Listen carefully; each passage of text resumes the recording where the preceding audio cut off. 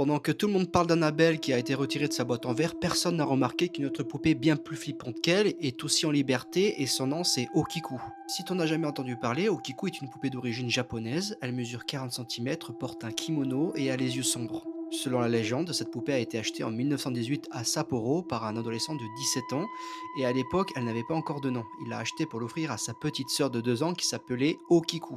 Dès que la petite a reçu la poupée, elle en est tombée folle amoureuse, elle ne la quittait plus, elle l'aimait tellement qu'elle en a donné son propre prénom à la poupée, Okiku.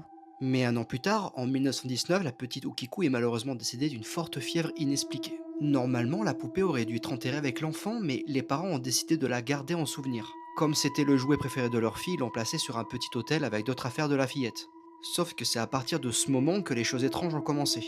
La famille s'est rendu compte que les cheveux de la poupée poussaient. Oui, au début, elle avait une coupe courte traditionnelle japonaise, au niveau des épaules, mais avec les semaines, les cheveux ont commencé à devenir longs. Non, non, non, non, il n'y a pas de cheveux en plastique, des vrais cheveux humains. Comme tu peux t'en douter, la famille a paniqué, a fini par prendre une mèche de cheveux de la poupée et l'a envoyée dans un laboratoire. Et les résultats ont confirmé que c'était bien de vrais cheveux humains et qui continuaient à pousser.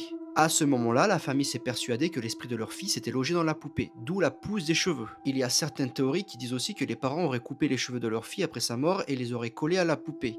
Les tests ont dit que oui, qu'il était possible que ce soit des cheveux d'un enfant, mais aucune preuve ne confirmait que c'était ceux de la fillette décédée. Depuis, la poupée est gardée dans un temple au Japon et chaque année une cérémonie est organisée pour lui couper les cheveux car chaque année il repousse énormément. Elle est enfermée dans une boîte tout comme Annabelle, mais récemment un youtubeur est venu, a ouvert la boîte et a sorti la poupée. Et maintenant, seul Dieu sait ce qui va se passer. Je te conseille pas de quitter cette vidéo sans me suivre pour les prochaines mises à jour, parce que je pense que ça va être chaud.